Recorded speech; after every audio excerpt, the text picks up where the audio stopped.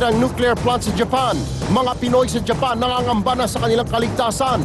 Mga otoridad sa Pilipinas sinigurong wala pa ring banta ng radiation sa bansa. Sa kabila ng naunang anunsyo, subsidiya sa krudo sa mga magsasaka at mangingisda, di pa raw tiyak na may bibigay ng palasyo.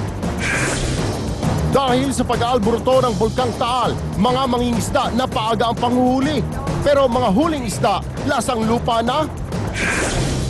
Sa aksyon at expose, mga namimeke ng driver's license sa kabilang bakod lang ng LTO, huli sa entrapment operation, mga itinimbreng kasabwat, mga mismong taga-LTO.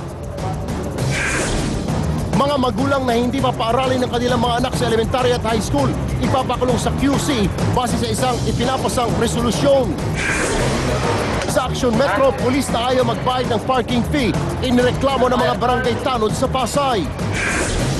3 batang magpipinsan naglayas umano matapos pagmalupitan ng magulang. Magulang ng isang bata napasugod sa TV5 at binawi sila sa DSWD. Sa aksyon abroad, dating Egyptian President Hosni Mubarak isinugod sa ospital. Presidente ng Czechoslovakia naaptuhan daw na nandidekwat ng ballpen.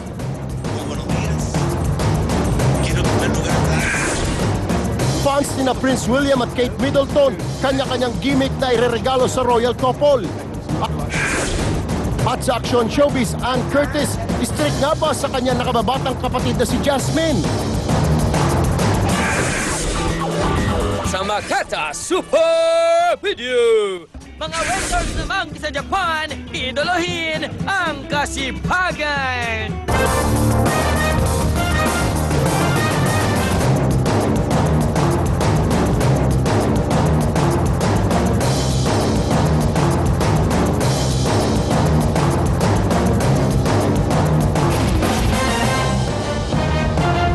Pilipinas, magandang gabi. Ngayong Miyerkules sa 13 ng Abril. Ang maaksyong balita. Nag-alsa baluta ng 3 batang magpipinsan para takasan daw pananakit ng mga magulang. Mula San Mateo Rizal, naglakad lang ang mga menor de edad hanggang Quezon City para maghanap ng bagong matutuluyan. Ang ending na kanilang storya, ikwento mga Ryan ang...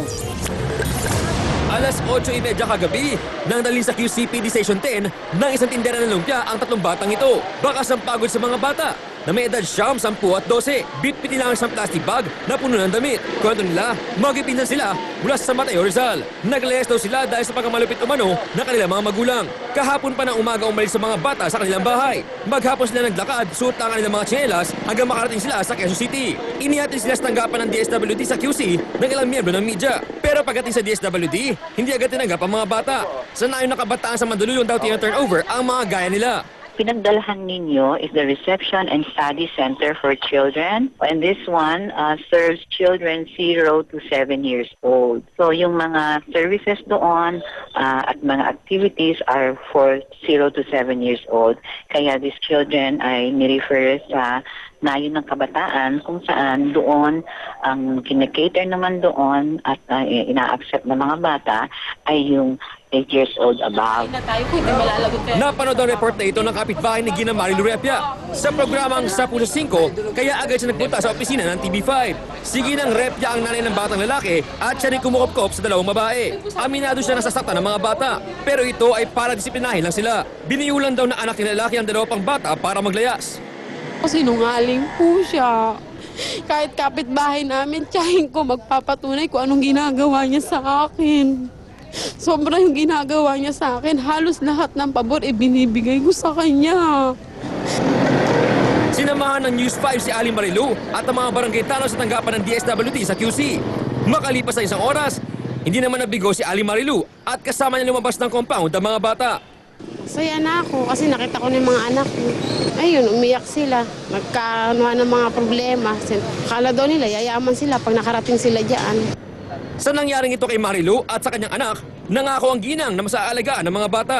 Hindi na rin daw siya magtatrabaho para mabantayan na mabuti ang mga bata. Ryan Ang, News 5. Pauwi na sana ang isang mister ng rat-ratin siya ng bala sa Pasig. Maliban sa nabiyudang misis, naulila rin niya ang 8 anak at ang pangsyam na pinagbubuntis pa ng kanyang asawa. Jeff Caparas, ikwento mo. Tulala at tahimik na umiiyak si Leonard Jocuye habang nakasalampak sa tabi ng bangkay ng kanyang amang si Larry. Nagbibisikleta raw si Larry at pauwi na sa kanilang bahay nang barilin sa barangay Nagpayong Pasig kaninang madaling araw. 2 bala ng kalibre 45 baril ang bumaon sa dibdib ng biktima. 1 bala pa ang tumama sa ulo at 1 sa braso. Ang misis ni Larry, labis ang panlulumo, lalo't malapit pa naman siyang manganak sa pangsyam nilang anak. Galing po siya sa patay. May patay kasi po diyan sa may Nagpayong elementary school. Sabi niya, bababa ako nung kasi wala tayong pera, manganganak kayong ganun ang sabi niya. Kwento ng bantay sa isang computer shop sa lugar, 4 na sunod-sunod na putok ng baril ang narinig niya. Pero dahil sa takot, agad niyang isinara ang bintana ng shop at hindi na nakita ang salarin. Pero akala ko po kasi nung una, ordinaryong paputok lang kasi wala naman tao dito sa tapat namin. Suspetsa ni Marilu, iisa lang ang tumira sa kanyang mister at sa kapatid nito na pinatay din noong nakaraang taon. Ang motibo raw sa krimen, away sa lupa. Dati may nakaalitan, may nakaano sila dun, yan sa bahay na yun sa nanay niya. Yun lang naman ang alam namin na problema. Ano yun inchik ko yun si JC. Hindi na nagbigay ng ibang detalye ang mga pulis habang patuloy ang kanilang investigasyon. Jeff Caparas, News 5. Naharap naman ngayon sa asunto ang isang pulis na tumangging magbayad ng parking fee sa Pasay. Ang halagang pinagtatalunan, 20 pesos. Manu Echeverria, ikwento mo. Panayang iwas sa kamera ng intel officer ng NCRPO na si PO1 Simeon Suwan habang nasa presinto ng Pasay. Inireklamo ang parak dahil sa pakikipagtalo umano sa mga tanod ng Barangay 192 Mia Road. May ordinansa raw kasi ang barangay kaugnay sa paniningil ng 20 pesos na parking fee sa kanilang lugar. Nagpark si PO1 Suwan sa barangay, pero nang singilin na, nagmatigas ang pulis at ayaw magbayad. Sabi ng pulis ako, saan exo nyo? Di tinawag namin yung exo namin. Pagtawag, pakilala siyang pulis, sinanapan namin ng ID, walang 9% na ID. Tapos sabi niya, mga tarantado pala kayo. Habang nasa kainitan ng pagtatalo, nakisawsaw pa raw ang live-in partner ng pulis na inaperkat umano ang isang opisyal ng barangay. Putok ang labi ng sinuntok na si Rinaldo Hieronimo. Naintindihan naman namin bilang karelasyon niya. Kaso yun niya, barangay official ako, sinuntok ako bigla. Tumangging magbigay ng pahayag sa kamera ang pulis, pero giit niya, nagbayad naman daw siya ng parking fee. Sa huli, nagkadimandahan ng 2 kampo. Magsasampa ng asuntong physical injury si Suwan dahil ginamitan daw siya ng puwersa ng mga tanod para madala sa presinto. Ang mga tanod naman, sinampahan ng asuntong direct assault at physical injury ang pulis. Manu Echeverria, News 5. Hay ang buhay!